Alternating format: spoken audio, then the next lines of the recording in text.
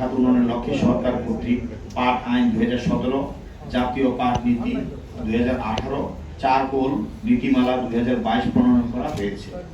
অধিকন্তু টেকসই পাট খাত তৈরির লক্ষ্যে পাট বীজ উৎপাদনে চাষীদের সক্ষমতা অর্জন এবং চাষীদের উৎপাদিত পাটের ন্যায্য মূল্য প্রদান নিশ্চিত করা জরুরি। সেই লক্ষ্যে সরকার পাট অধিদপ্তরের আওতায় উন্নত প্রযুক্তি নির্ভর পাট ও পাট বীজ উৎপাদন এবং সম্প্রসারণ শীর্ষক প্রকল্পটি বাস্তবায়ন করছে। এই প্রকল্পের মাধ্যমে প্রকল্পভুক্ত 6.25 লক্ষ পাট চাষীকে প্রতি বছর বিনামূল্যে বীজ, সার, বালাইনাশক সহ কৃষি যন্ত্রপাতি প্রদান করা হচ্ছে। তাছাড়া পাট চাষীদের প্রশিক্ষণ প্রদান করা হচ্ছে।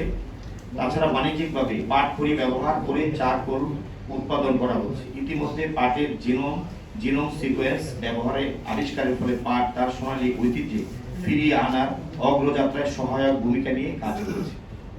প্রিয় উপস্থিতি, আপনারা জেনে আনন্দিত হবেন জাতীয় পাট দিবসে 2026 উদযাপনে পাশাপাশি বাংলাদেশের ভোকাল একাডেমি চত্বরে 6 থেকে 14 মার্চ 2026 তারিখ 9 দিন ব্যাপী পাট ও বহুমুখী পাট পণ্যের মেলা আয়োজন করা হয়েছে।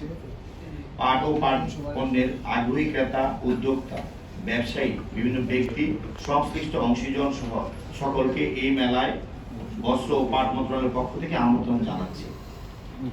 পরিশেষে আমি মাননীয় প্রধানমন্ত্রী সবার আগে বাংলাদেশ এই স্লোগানে উদ্বুদ্ধ হয়ে একটি উচ্চ, মধ্যম, সমৃদ্ধ ও মানবিক বাংলাদেশ গড়তে সবাই সমন্বিতভাবে কাজ করার আহ্বান জানাই।